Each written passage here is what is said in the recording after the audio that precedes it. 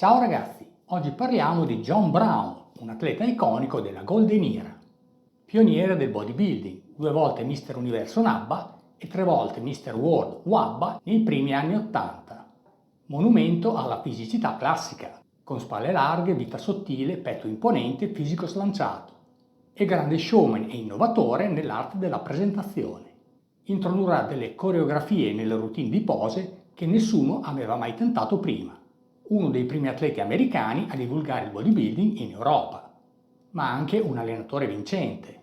Fra i suoi allievi e pupilli ricordiamo campioni del calibro di Shawn Ray, Vince Taylor e Melvin Anthony.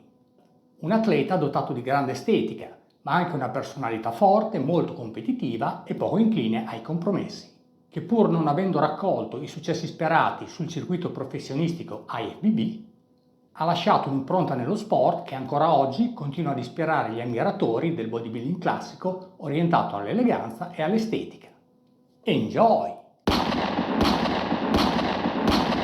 John Brown nasce a Pittsburgh, in Pennsylvania. La sua data di nascita rimane avvolta nel mistero. Assumiamo che sia nato fra la seconda metà degli anni 50 e i primi anni 60. A 4 anni la sua famiglia si trasferisce a Compton, in California, dove cresce. Da ragazzino gioca a football, è muscoloso ma snello, pesa sui 59 kg per 1,83 m di statura e già intorno ai 14 anni comincia ad allenarsi con i pesi per potenziarsi, ma senza pensare di dedicarsi al bodybuilding agonistico. A 16 anni la svolta della sua vita. Un tizio al parco nota il suo fisico muscoloso e armonico e gli suggerisce di lasciare il football per dedicarsi al bodybuilding. Insoddisfatto dei risultati ottenuti con la sua squadra di football e poco incline agli sport di squadra, John si convince, lascia il football e decide di dedicarsi al bodybuilding con il nuovo obiettivo di diventare Mister Universo. Ispirandosi al suo idolo Serge Nubret, solo pochi mesi dopo partecipa alla sua prima gara, il Mister Vaz, concorso senza categorie di età o di peso dove, ancora sedicenne, ottiene un lusinghiero terzo posto contro atleti adulti. È l'inizio di una brillante carriera agonistica che, nel giro di pochi anni, con un peso in gara sui 105 kg per 1,88 m di statura, lo porterà a vincere 2 titoli di Mister Universo nella nappa, conquistati rispettivamente nel 1981 e 1982, e ben 3 titoli di Mister World WABBA. Comunque, all'epoca negli States col bodybuilding si guadagnava ben poco e, a peggiorare le cose, sentiva di essere penalizzato da pregiudizi razziali. D'altro canto scopre di essere molto apprezzato in Europa e in Germania John troverà la sua America, la terra promessa, dove svilupperà un business remunerativo. Ricorda che era acclamato come una celebrità e facendo dei tour di seminari ed esibizioni riusciva a guadagnare anche $60.000 in poche settimane. Sarà proprio in Germania che conoscerà Miriam, una ragazza tedesca che diventerà la sua futura moglie. All'inizio degli anni '80 John è all'apice della sua carriera sportiva. La sua fisicità e la sua fama ispirano diversi giovani atleti che si rivolgono a lui per suggerimenti riguardo l'allenamento, l'alimentazione e le coreografie nelle pose. E John sarà mentore di numerosi campioni, fra i quali ricordiamo Shawn Ray, che incontra nel 1982, Vince Taylor e Melvin Anthony. Sul piano agonistico, fra il 1984 e il 1991, John gareggerà nella IFBB, ma senza riscuotere grandi successi. Fra i punti salienti della sua avventura come atleta professionista ricordiamo la partecipazione al Mister Olympia del 1985, dove si piazzò 14°, e i numerosi Grand Prix dove raramente riesce ad entrare nella top 10. Come miglior piazzamento registriamo l'8° posto ottenuto al Detroit Pro Championship IFBB nel 1987. La vita scorre serena, ma le difficoltà sono sempre in agguato. Durante un'esibizione in Danimarca è vittima di un grave incidente che gli provoca lo strappo di un pettorale, evento che comprometterà la sua carriera sportiva. Ma sentiamo dalle sue stesse parole come sono andate le cose.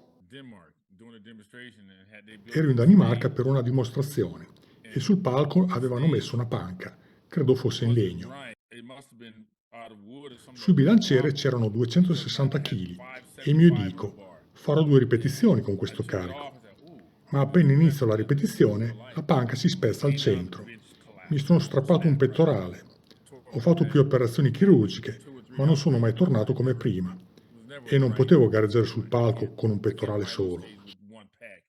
Saranno i postumi di quell'incidente, esteticamente piuttosto evidenti, a convincerlo a lasciare lo sport agonistico. In seguito John si è concentrato sulla sua famiglia e sull'educazione dei suoi 3 figli, Equanius, Osiris e Amon-Ra, battezzati con nomi ispirati alle divinità egizie, affinché fossero ben riconoscibili, e di cui ha gestito la preparazione atletica, indirizzandoli verso una remunerativa carriera nel football. I suoi ragazzi di fatto giocano nella NFL con un discreto successo. Oggi, a oltre 60 anni, John continua a rimanere attivo nel mondo dello sport, come preparatore atletico per il football, promuovendo il suo brand integratori, la Cane Protein, e attraverso il suo canale YouTube Black Coffee with John Brown, dove condivide il suo punto di vista schietto e senza peli sulla lingua su diversi temi, e si mantiene in forma allenandosi con un protocollo moderato, mirato al benessere e alla longevità. 3 sedute a settimana in palestra e alimentazione moderata a base di pollo e pesce. Famoso per la sua forza e molto competitivo, John in palestra era noto per mettere in fuga i suoi partner di allenamento, che stentavano a reggere i suoi ritmi di lavoro. Il suo motto era lavorare più di tutti. Voleva essere il numero 1 e, conoscendo l'approccio dei suoi avversari, ne raddoppiava il carico di lavoro, convinto che la strada per diventare campioni fosse quella di allenarsi più degli altri. E il suo stile di allenamento rifletteva in pieno la sua mentalità.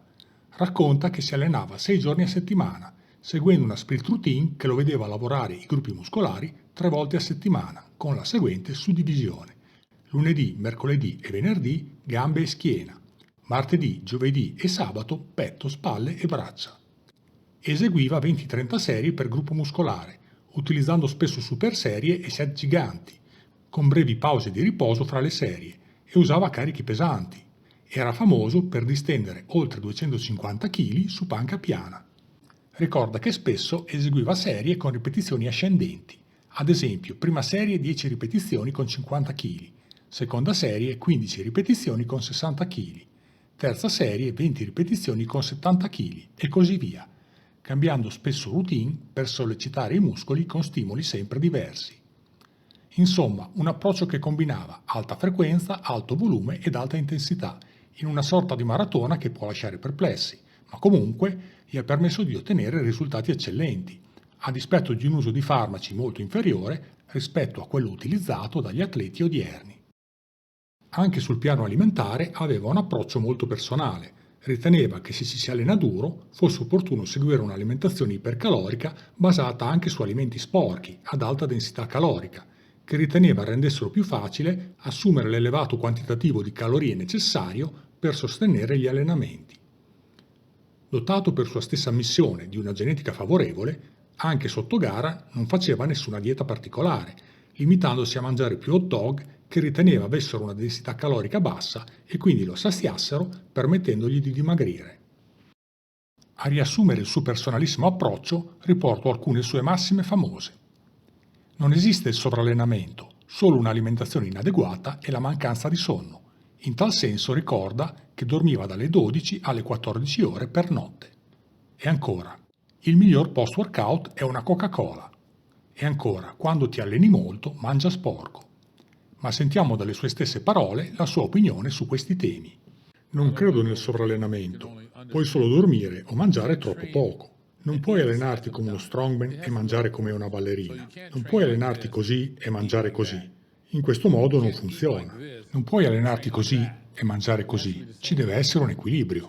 Il problema è la mancanza di cibo e di sonno. Il sonno è molto importante. Io dormivo dalle 12 alle 14 ore al giorno. A fine allenamento sei morto e l'unica cosa che può rivitalizzarti è una Coca. Non una Gatorade, una Coca-Cola.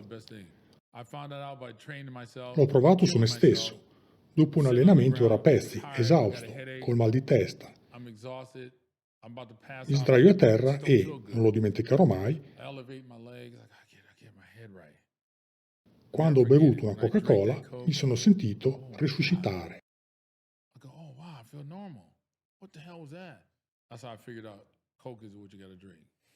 Devi mangiare sporco, carne rossa, fagioli, frittelle, patatine, tutto quello che vuoi. L'alimento principale è la carne rossa, ma mangia quello che vuoi, gelato, dolce, mangia sporco. È difficile mangiare molte calorie con cibi puliti. L'unico modo è mangiare sporco.